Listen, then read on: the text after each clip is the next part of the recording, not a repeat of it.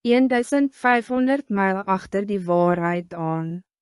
Een hele paar jaar geleden het daar in het dorpje in Europa een jongman gewoon wat als een Rooms-Katholiek groot geworden het. Maar hij het al sy godsdienstige waardes op sy geskuif en so een bose lewe geleid dat hij eindelijk die sedeloosste van al die goddeloose jongmans in die omgeving was. Op een dag, na soveel jaren van sonde, skrik hy skielik vir sy eie boosheid. Ek is erger as al die ander, besef hy. Ek gaan sonder twijfel reguit hel toe.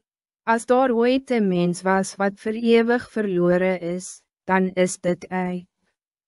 Die gedachte het om dag en nacht gepla.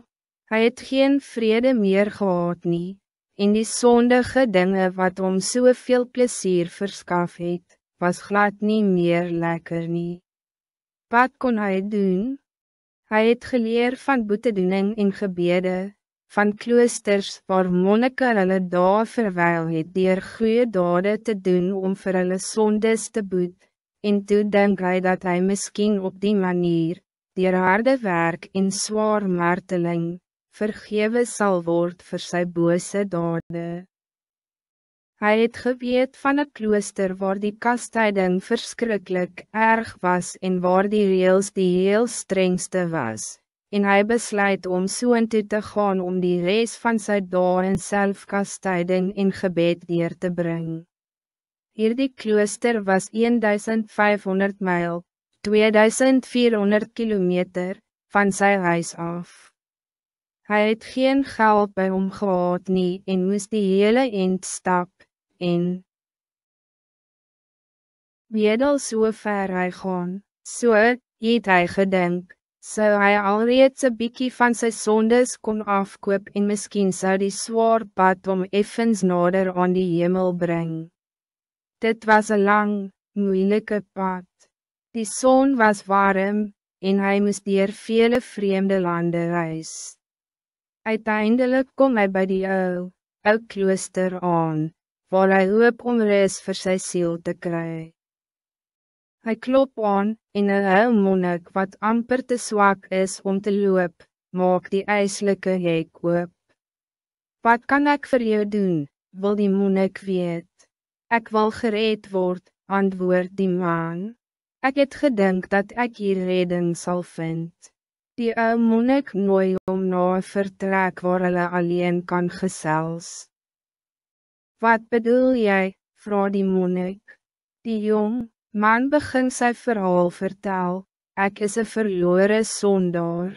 Ek het tot nou toe so 'n bose lewe geleid dat ek nooit gered zal kan word nie. Maar ek sal enigiets doen, ek sal boete doen vir my sondes, ek sal my aan alles onderwerp.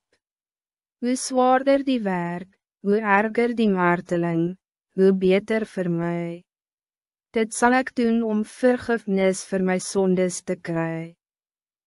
Ik is bereid om die verschrikkelijkste kastyding te ondergaan. Sê net wat ik moet doen. Die monnik antwoord om, als jij wil doen wat ik voor jou sê, zal jij onmiddellijk huis toe gaan. Want alles is al reeds voor jou gedoen, en daar is niks verder te doen nie. Niemand anders was al klaar hier, hy het die werk gedoen, dis klaar, jy hoef rechtig niks meer te doen nie, klaar, wat op aarde bedoel jy? Ja, alles is klaar gedoen, die Seun van God het mos aarde toegekom, het hy dan nie die werk wat sy vader omgegee het voltooi nie? Het hy nie alreeds aan die kruis gesê, dit is volbring, nie? Wat is volbring? Hy het onderneem om die straf vir ons sondes te dra. Hy het sy belofte gehou, en God was tevrede met dit wat sy Seun gedoen het. Waar is Jezus nou? In die hemel, antwoord die man. Ja, hij is in die hemel omdat hij alles klaargemaak, volbring, het. As dit niet so was nie, sou hy nie nou daar wees nie.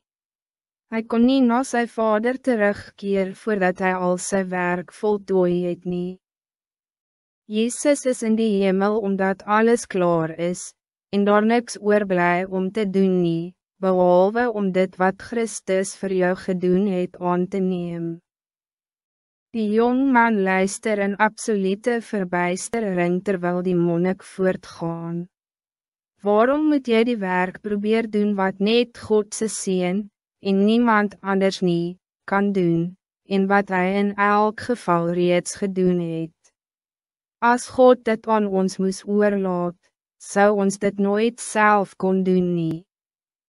Selfs al het ons elke boetedoening deurgemaak, en baie goeie dade verrig, zou alles nutteloos wees, eintlik meer as nutteloos, want as jy sulke dinge doen om gered te word, pleeg jy eintlik die heel ergste sonde van jou bose lewe. Jy sê dan eintlik vir God dat sy seun nie genoeg gedoen het nie. So minag jy dan Christus se werk, want jy waag dit om die onvolmaakte werke van een sondaar te voeg bij die reeds voltooide en volmaakte werk van God se seun.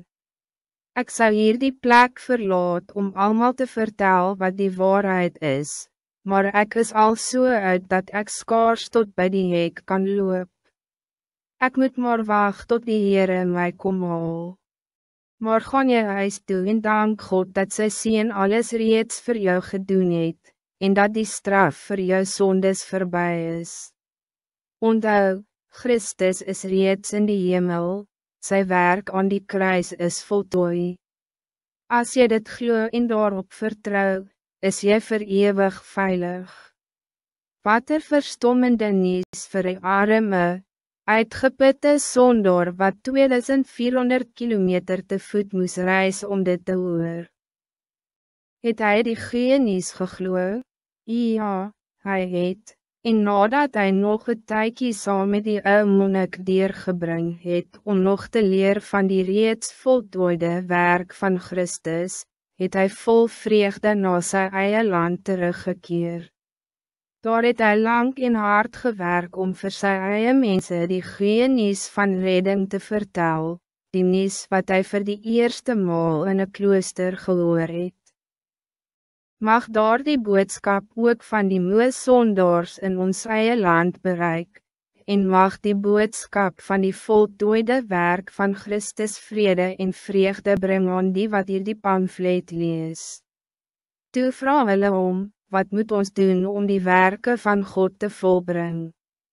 Jezus antwoord hulle, dit is die werk van God, dat jullie in hom glo wat mij gestuur het. Johannes 6 verse 28 en 29.